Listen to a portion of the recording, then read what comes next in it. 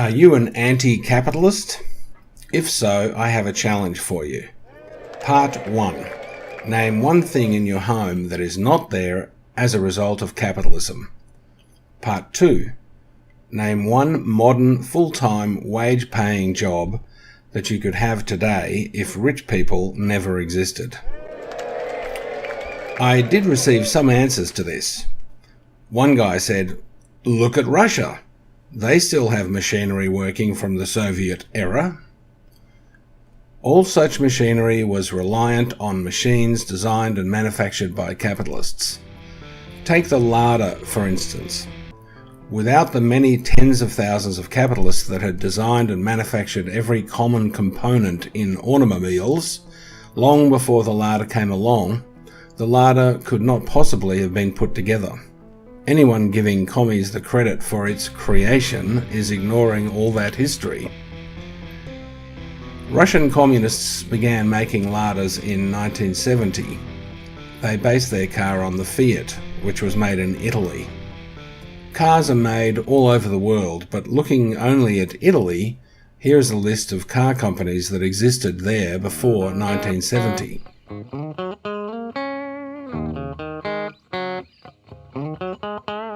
Here is a much longer list of Italian car makers that existed before 1970 that are now out of business.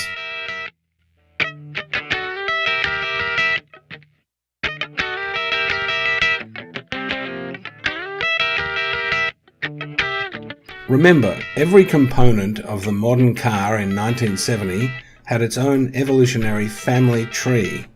Take brakes, for instance. They were first developed in 1807, 163 years before larders. Thousands of engineers since developed better brakes.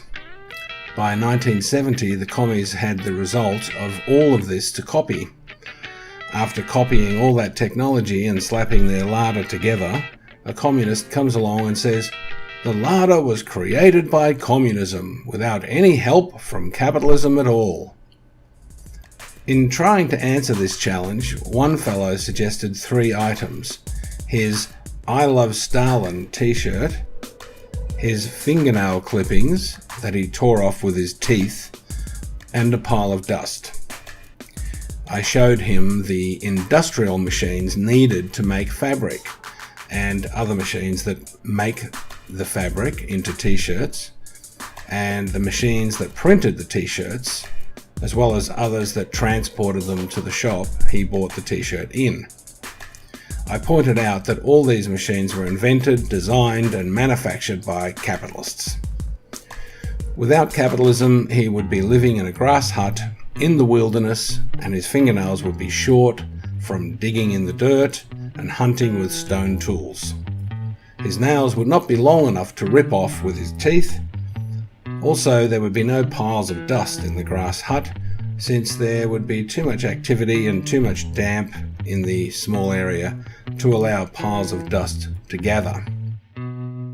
Another person answered the challenge by saying, "One object is me. I am a product of my parents." Well, that fails because without capitalism you would live a Neolithic life with no planes, cars, roads, electricity, phones, or computers. Your house would not exist, nor your suburb, street, or city. You would be living in the wilderness. All people that flew or shipped to your country would disappear. If your parents came together via planes, trains, or automobiles, that meeting would be deleted and you would not exist. Even if you did, your house would not exist, so you would not be in it. One person answered the other challenge about naming a modern, full-time, wage-paying job that you could have today if rich people never existed. He said, "One job would be a conservationist, which has been created in many non-capitalist societies." I replied as follows. Look at these photos of modern conservationists. Scroll down to see them using plastic and metal hard hats, plastic and metal tape measures, t-shirts, hats, headphones, pants, belts, steel pipes, phones, gadgets, tripods, and so on. All those products are made by companies, owned by rich people. Without those rich guys, you would be naked with no equipment. Who would pay you a full-time wage if you were naked with no equipment, no phone, no car, and so on? Nobody, that's who. Your job would disappear. If you would like to try this challenge, I'd love to see your comments below. Well, that's my 2 cents worth. Talk to you again soon.